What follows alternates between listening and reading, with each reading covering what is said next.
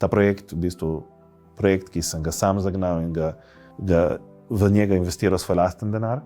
Na začetku je bil plan, ker imam še druge firme, da bo eno od teh startupov dejansko dovolj zrastel, da bi pokrival strošek tega. Ni se zgodilo, ne moreš verjeti. Je, da samo en startup od ne vem koliko jih uspe. Nismo še zaključili, ampak nismo pa še uspeli. Tako da in potem sem kar nadaljeval, malo na lasten riziko, predvsej zapostavil svoj posel, ker sem toliko v bistvu se zaljubil v to podcastanje, oziroma deliti te zgodbe.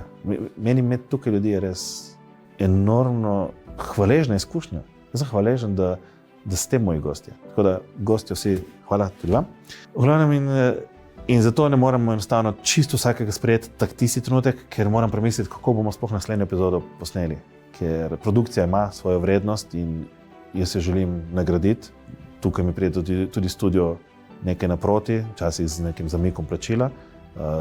Ceno jaz ne dovolim, da bi mi jo zares spustili, ker mi je pomembno, da so primerno nagrajeni. Kar hočem povedati je to, da v to gre ogromno časa in sredstev. In da na poti se je tudi zgodilo, da so se pojavile priložnosti, ko je nekdo rekel, da bi podprl podcast. In te priložnosti na začetku sem jih totalno zavračal, sem možnost, da bi nekdo bil sponzor, partner podcasta.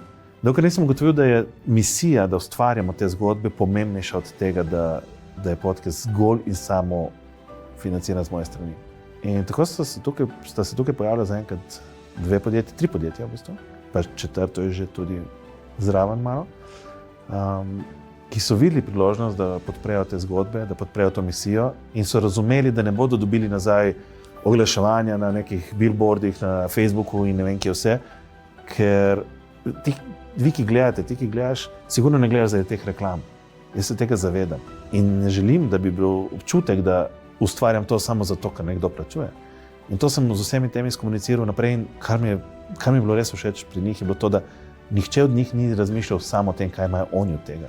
Dejansko se razmišljali, kako lahko to podprejo, če bodo pa kaj imeli od tega, pa super.